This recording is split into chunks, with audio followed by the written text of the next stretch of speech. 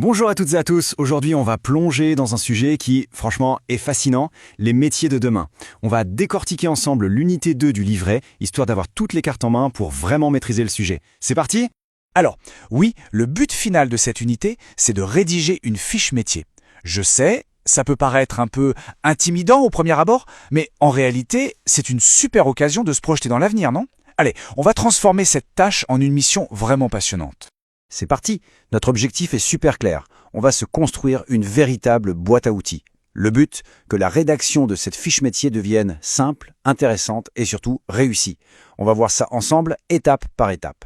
Et vous allez voir, c'est beaucoup plus simple que ça en a l'air. L'idée ici, c'est vraiment de donner des outils concrets, faciles à utiliser. Allez, on commence tout de suite avec la base de la base. Le premier outil indispensable, le vocabulaire. Voilà, on y est, notre premier outil. C'est logique, non ? Pour parler des métiers du futur, il nous faut les mots du futur. C'est absolument essentiel pour pouvoir décrire ces nouveaux jobs avec précision et bien sûr pour montrer qu'on sait de quoi on parle. Et on commence fort avec un domaine dont tout le monde parle, l'intelligence artificielle, l'IA. Franchement, cette technologie, on dirait parfois qu'elle sort tout droit d'un film de science-fiction. Mais c'est bien réel et ça crée des opportunités juste incroyables avec des métiers qui n'existaient même pas il y a quelques années. Justement, parlons-en. Un de ces métiers, c'est ingénieur ou ingénieur en intelligence artificielle. Le manuel le dit bien. Leur job, c'est de créer des machines qui peuvent, penser un peu comme des humains. Des machines qui raisonnent, qui apprennent. C'est un défi complètement dingue, à la fois sur le plan technique et bien sûr éthique. Allez, on change de décor, passons à un secteur un peu plus terre à terre, si je puis dire. L'agriculture intelligente. Et attention, ici, la technologie n'est pas là pour remplacer la nature. Non, au contraire, elle est là pour travailler main dans la main avec elle. C'est vraiment le mariage parfait entre la tradition et l'innovation, le tout pour une agriculture bien plus durable. Et au cœur de cette révolution verte, on trouve le technicien ou la technicienne en agriculture intelligente. C'est un rôle clé. Le texte l'explique bien. Cette personne utilise des outils hyper pointus, comme des drones ou des capteurs pour aider les agriculteurs. Le but ? Optimiser les récoltes tout en faisant super attention à notre planète. On passe au troisième grand domaine, et croyez-moi, il est crucial, la cybersécurité.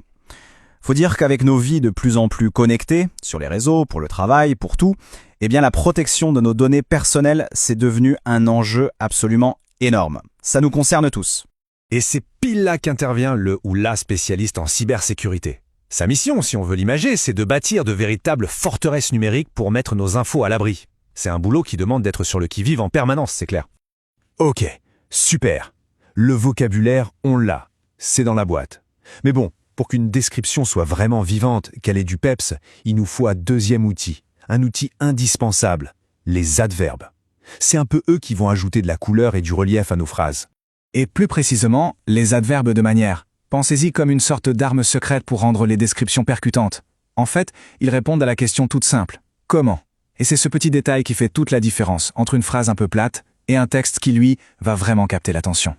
Bon, alors comment on les fabrique, ces fameux adverbes ? C'est simple, il y a 3 règles à connaître, et elles sont résumées ici. La règle générale, la plus courante, on prend l'adjectif au féminin, et hop, on ajoute « ment ». Facile, calme donne calmement. Ensuite, il y a 2 petits cas particuliers à mémoriser. Si l'adjectif finit par « en », ça devient « aimant ». Et s'il finit par « en », ça devient « amant ». Voilà, avec ces 3 règles, on a l'essentiel. Regardez ça, c'est un exemple parfait pour voir leur puissance en action. Dire les ingénieurs font leur travail avec sérieux, ça marche. Mais dire les ingénieurs font leur travail sérieusement, c'est tout de suite plus direct, plus fluide, plus pro. Le sens est le même, mais la phrase a beaucoup plus d'impact. C'est ce petit truc qui change tout. Ok, on récapitule, on a les mots, on a le style avec les adverbes. Qu'est-ce qui nous manque ? La structure. C'est notre troisième et dernier outil, l'art de bien présenter un métier, d'organiser ses idées pour que ce soit clair, logique et convaincant. Et pour nous aider, il y a un truc génial, ce que j'appelle les lanceurs de phrases. Cette liste, franchement, c'est une mine d'or. Ce métier consiste à, il a promission de, ce sont des amorces parfaites pour structurer sa pensée. Ça sert de guide et ça rend le texte immédiatement beaucoup plus clair pour la personne qui lit. Prenez cet exemple, il vient tout droit du livret.